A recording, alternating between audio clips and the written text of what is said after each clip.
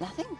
It's the story of a young girl, somebody who is in her mid-teens, who meets an older and possibly inappropriate man and starts to knock around with him. Isn't it wonderful to find a young person who wants to know things? There's so much I want you to see.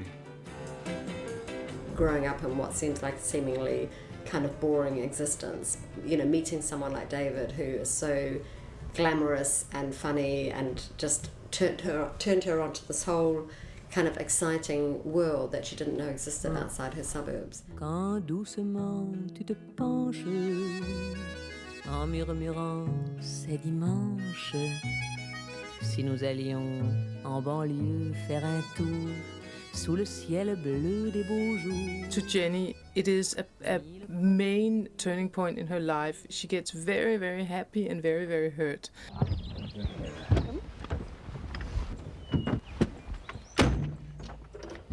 Jenny! Only coming. We don't go in. What are you talking about? Why don't you go and get a nice cup of tea somewhere? Helen will look after you. I don't need looking after, thank you very much. David? I'm not going to tell you a second time. Run along. Nick read the original piece by Lynn Barber, which was in Granta, and he said to me, "This is a great story for a film. It's perfectly contained, beginning, middle, and end, with a wonderful twist at the end, and set at a really interesting time with great characters." It's such a sort of long, complicated story that it wasn't the sort of thing you could just tell somebody casually over dinner or something. So it was sort of as it were, almost a sort of secret that I'd been carrying. You're going to ask my father if you can take me away for the weekend. He'd have you arrested. We'll see. I bet you can't. How much? I'd be careful if I were you, Jenny.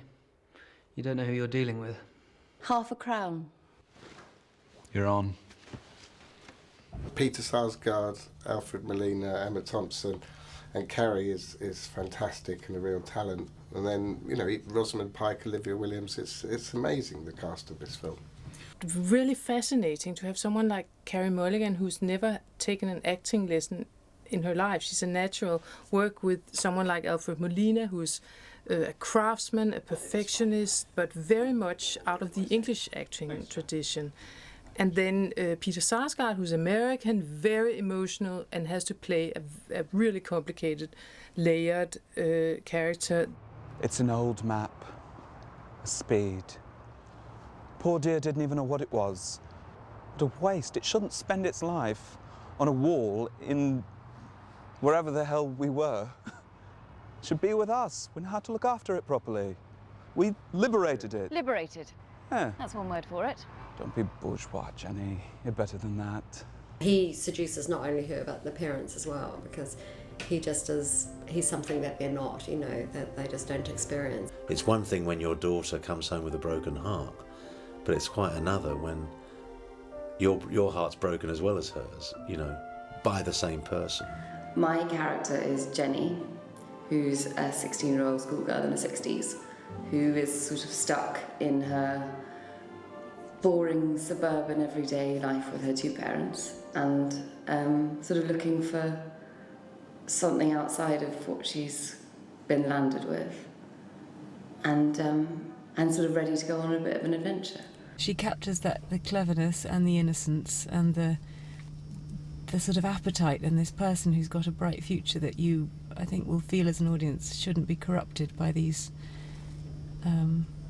rather vapid souls. It does help that she looks extremely young, and when she's glammed up, she can look older, but it's that innocence and that vulnerability, but that desperate need to become this sexual adult is perfect.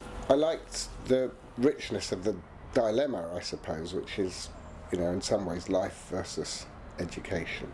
Nick Hornby is very, very witty, and when you make a film like this, you have to cherish every moment that has potential for fun. You wouldn't want just a joke for a joke's sake. It's an amazing screenplay. You don't read many screenplays that are as good as this.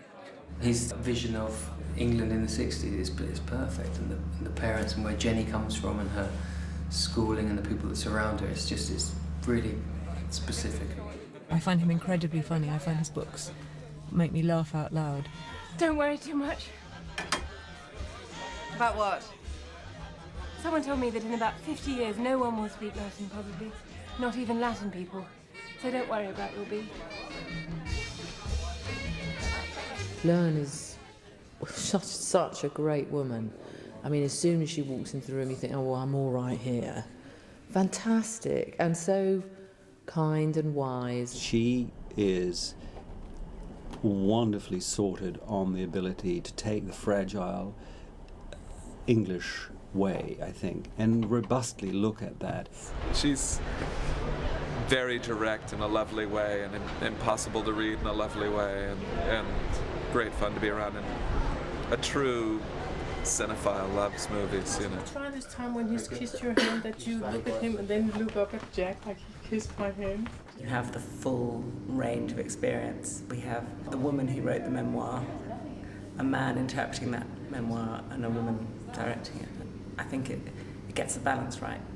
From a thematic point of view, there is something beautiful and clever and neat about a girl's coming of age being told at a time when the country is coming of age. And that is what was happening to Britain at the time. We were being drawn out of the dull black and white 40s and 50s post-war. We're only just out of rationing, literally 2 or 3 years. It's almost as if the swinging 60s are arriving in Jack and Marjorie's kitchen 2 or 3 years before they arrived in anyone else's kitchen.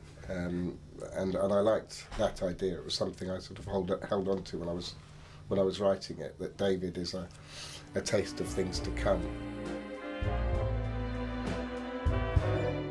When we kiss,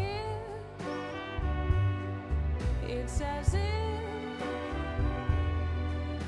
The thing that has never changed, and presumably will never change, is the innate conflict that always happens between young people and their parents.